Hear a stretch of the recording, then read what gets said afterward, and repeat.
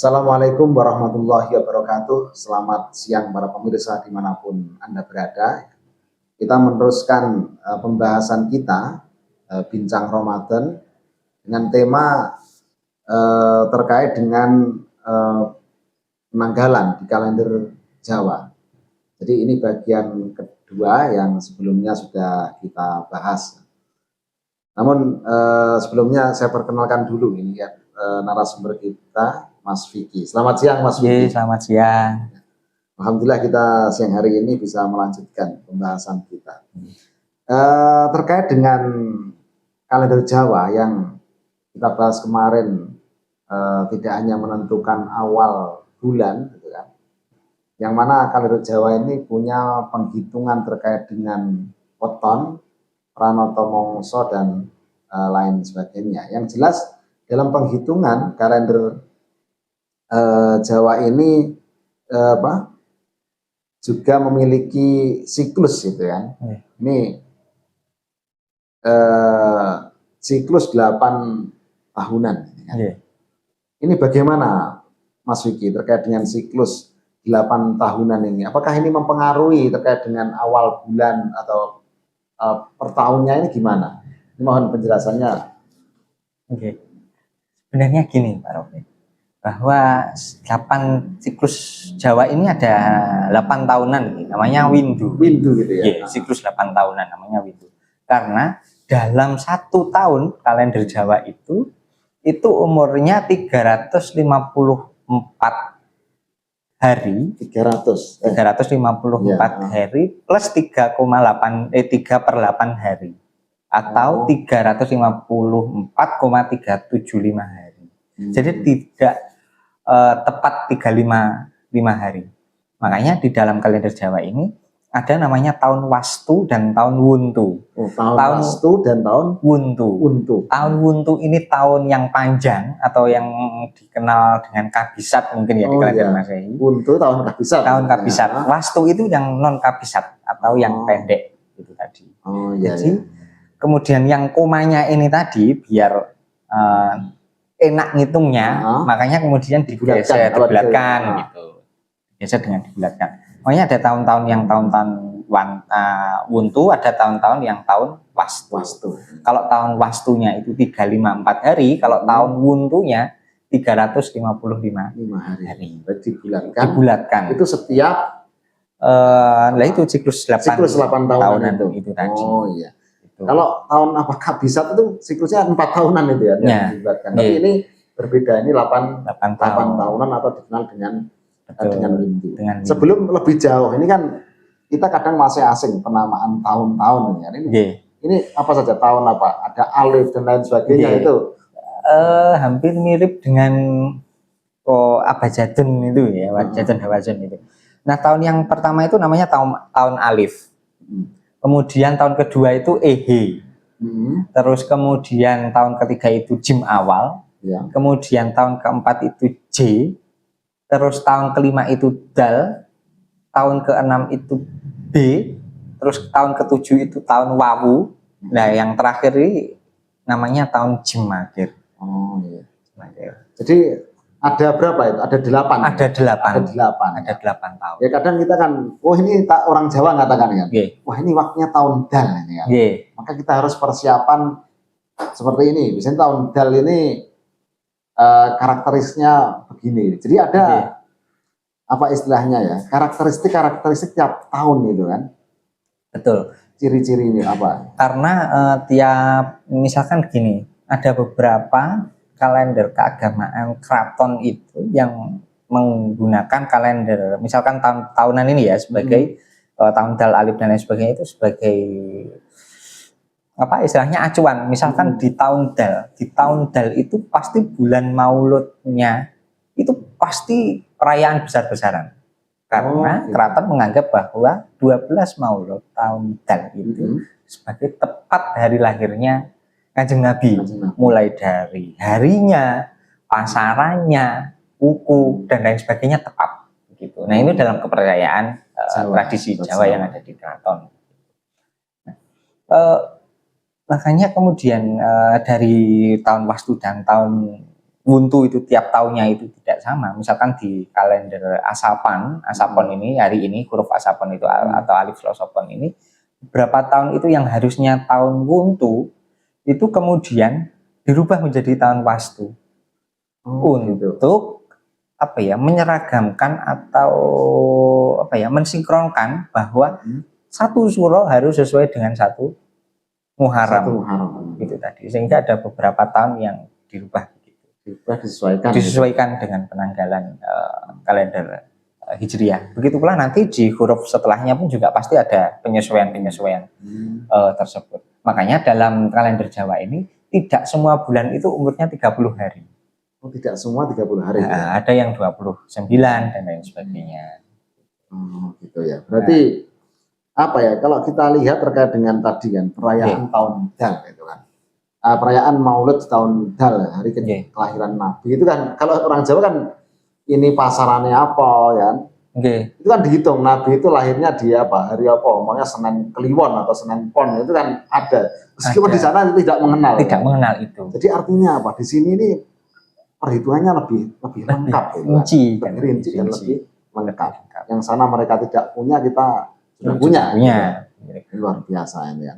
Makanya tiap tahun itu umurnya berbeda-beda.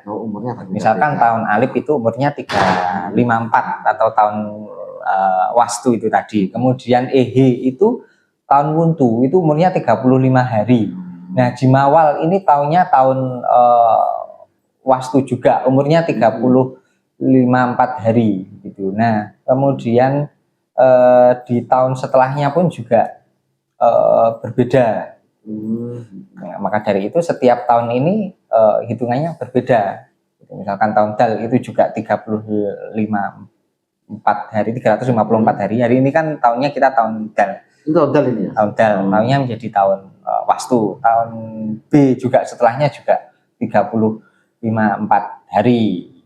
Tiap tahunnya berbeda. Nah, kira-kira ya dalam tahun mungkin Jim awal atau tahun Dal itu terkait dengan ini kan musim dia ibadah puasa ya. Nah, itu ada perbedaan nggak? Sangat berbeda. Misalkan di Asapon begitu. Kalau di Asapon ini kebetulan saya bawa catatannya gitu, untuk Asapon. Nah, untuk tahun Alif itu untuk Ramadan itu pasti jatuh di akad Wage atau hari Minggu Wage. Nah, misalkan di tahun He, bulan Ramadan itu jatuh di hari Kemis Pon. Di bulan Jimawal itu Ramadan pasti jatuh di hari Selasa Pon. Kemudian di tahun J itu Ramadan jatuh pada tanggal atau pada hari Setu Pahing. Kemudian di tahun Dal itu Ramadan jatuh pada hari Rabu Legi. Makanya tahun ini Ramadannya orang Jawa ya hari Rabu, tanggal 18 kemarin, bukan hari Kamisnya. Nah, tahun B nanti itu Ramadan jatuh pada hari Senin Legi. Nah, untuk Wawu Ramadan itu jatuh pada Jumat Kliwon, dan tahun Jimakir itu Ramadan jatuh pada Selasa Wage. Hitungannya begitu. Berarti itu sudah lengkap sekali sebenarnya ya. Hitungan itu sudah apa ya, sudah diprediksi, dan itu ya itu menjadi sebuah perhitungan yang mapan setelah orang Jawa seperti itu. Jadi bagaimana kita tinggal kita ini mengambil apa istilahnya kan, perhitungan itu ya bisa digunakan untuk menentukan ini awal bulannya ya, atau mungkin awal tahun dan lain sebagainya, gitu kan. Terus kemudian terkait dengan apa ini ya mungkin untuk penghitungan nanti di pertemuan yang akan datang, Mas. Ini kita ngobrol terkait dengan apa ini, dalam perhitungannya itu kan antara tahun Alif gitu kan, Dal itu kan berbeda-beda jumlah harinya, gitu kan. Itu memang sudah ada pakemnya, gitu kan, atau pakai perhitungan gimana itu? itu memang sudah ada pakemnya ya. Pakemnya berdasarkan yang sudah dirumuskan di dalam sini tadi. Nah, cuma kenapa kok bisa ketemu tahun segitu? Karena ini siklus ya. Tadi ada yang tahun Wastu, ada yang tahun Wuntu begitu. Makanya dalam satu siklus Windu itu jumlah harinya adalah 2835 hari. 2835 hari. Nah, maka dari itu selisih 1 tahun begitu dalam 1 hari itu pasti 1/120 hari. 1/120 hari. Karena maka dari itu setiap tahunnya, setiap 120 tahun kita perlu memajukan awal tahun alif gitu, itu harinya maju 1 hari. Makanya yang dari dulu Rebo Wage maju menjadi Selasa Pon lagi. Hitungannya begitu. Karena ini untuk menyesuaikan kembali lagi bahwa satu surah harus sesuai dengan satu Muharram. Untuk alifnya loh ya. Meskipun di beberapa tempat misalkan di tahun B, tahun Jim itu ada selisih waktu, itu kan hal yang lumrah. Selisih waktu hal yang lumrah, tapi yang untuk awal itu kan itu harus sama, sesuaikan dengan. Mana sebenarnya kan pasti setiap tahun setelah penetapan huruf gitu, itu pasti mungkin saat tahun pertama ini sama gitu loh. Tidak ada perbedaan antara Hijriyah dengan Jawa. Tapi di tahun berikutnya kan pasti perhitungannya akan berbeda. Ada perbedaan, maju. Sehingga ketika sudah perbedaan ini terlalu jauh, bisa dimajukan satu hari untuk menyesuaikan dengan itu tadi. Ya. Kemudian terkait dengan tadi sudah saya tanyakan belum karakteristik tahunnya itu, Mas. Karakteristik tahun itu kan banyak ya. Tahun-tahun itu mungkin ada tahun-tahun pantangan itu kan. Kalau tahun Dal ini kita biasanya orang Jawa itu menghindari tahun Dal untuk melakukan mantu atau buat rumah itu, apakah itu dikenal itu sebagai aturan atau mungkin cuma itu? Itu kalau dibilang aturan ya salah satu aturan sih yang tidak bagus sebenarnya. Kalau kemudian itu kenapa disebut tahun Dal, kenapa tidak boleh misalkan ini tahun Dudok, karena tidak ada pasangannya gitu loh. Karena tiap tahun itu ada pasangannya berdasarkan konsep neptu begitu loh. Kalau neptunya atau mungkin awal tahunnya tidak sama harinya, maka ini disebut tahun Dudo. Karena tidak ada pasangan harinya itu tadi di awal tahun. Tapi kalau saya sih gimana ya untuk menyikapi hal itu, sebenarnya tiap tahun itu pasti ada hal yang cocok, ada yang tidak cocok, begitu saja sih sebenarnya. Karena kalau masalah pernikahan itu kan hitungannya itu bukan hanya by tanggal itu tadi, tapi juga ada banyak aspek yang memang diperhatikan, bukan hanya hitungan itu tadi. Tapi kan yang jelas ya di Jawa, di masyarakat Jawa khususnya ini kan, ini kalau tahun Dal ini kan sepi ya. Iya. Orang punya gawe. Ya di satu sisi ya itu tadi untuk menghormati hari kelahiran Kanjeng Nabi yang luar biasa agung itu tadi. Sebenarnya kalau masalah perkawinan itu tiap bulan pun juga sama, misalkan hari Suro. Kenapa Suro itu tidak boleh mantu dan lain sebagainya? Karena di hari Asyura itu adalah wafatnya Sayyidina Hasan Husain. Maka tidak boleh ada perayaan untuk menghormati Sayyidina Hasan Husain. Intinya itu kalau sejarahnya di kalender Jawa loh ya. Kenapa bulan Suro itu tidak boleh? Karena perayaan yang meriah itu menodai kesakralan atas penghormatan terhadap Sayyidina Hasan Husain yang meninggal karena di Karbala itu. Jadi itu sebagai tahun berduka lah. Iya, tahun berduka misalkan boleh melakukan kesenangan perayaan di bulan Suro itu misalkan. Berarti ya orang Jawa ya seperti itu kan, terkait dengan mau buat rumah dan lain sebagainya. Berarti itu dicocokkan dengan hitung-hitungan itu. Tetap kan? Ini tahunnya ini tahun duda apa ya, hitungannya duda atau duda tidak dan ada lain sebagainya. pasangannya dan lain sebagainya, dan itu sudah berlangsung beratus-ratus tahun yang lalu. Ilmu titan istilahnya. Iya, ilmu titan. Namanya kembali lagi kalau kalender Sultan Agungan ini sebenarnya part intinya adalah bulan-bulan Hijriah itu diadaptasi ke bulan-bulan Jawa, lalu tanpa meninggalkan unsur-unsur Jawanya itu tadi sebagai penentuan awal bulan pada tiap tahunnya sebenarnya itu.